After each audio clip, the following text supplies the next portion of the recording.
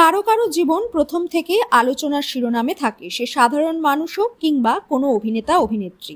জি বাংলার dance reality শোয়ে গেছিলেন চাঁদনি এবং অহনা, সেখান থেকেই অহনার উত্থান।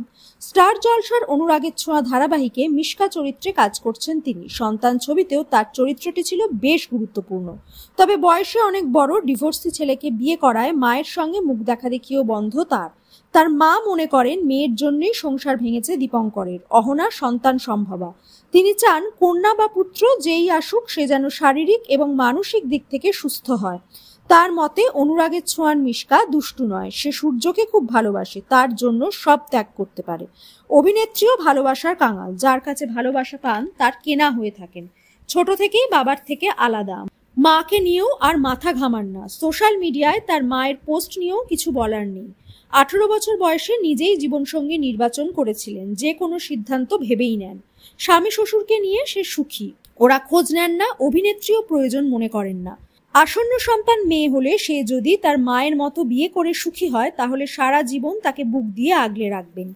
বাড়ি ছেড়ে দীপঙ্করের সঙ্গে বেশ কিছুদিন লিভ ইন করে আইনি বিয়ে করেন তারা। সোশ্যাল ম্যারেজ এখনো হয়নি, সন্তান একটু বড় হলে তাকে নিয়ে 7 পাকে ঘোরার ইচ্ছে তাদের। অল্প বয়সে মা হচ্ছেন, তাই বাচ্চা মায়ের জীবনের অনেক কিছুরই সাক্ষী থাকবে। তবে বাড়িতে মহিলা সদস্য নেই, তাই স্বাদের অনুষ্ঠান হবে না, ননদ অবশ্য স্বাদ খাওয়াবেন। দীপঙ্কর এসবে বিশ্বাসী নন, ঠিক করেছেন প্রতি মাসে রেস্টুরেন্টে গিয়ে হবু মায়ের পছন্দ মতো খাবার খাওয়াবেন। এভাবেই স্বাদ ভক্ষণের অনুষ্ঠান পালিত হবে। এখনো শুটিং করছেন তিনি। শুটিং, তার ফ্যান এবং স্বামী শ্বশুরের সঙ্গে দিন গুনছেন নতুন অতিথিকে ওয়েলকাম করার।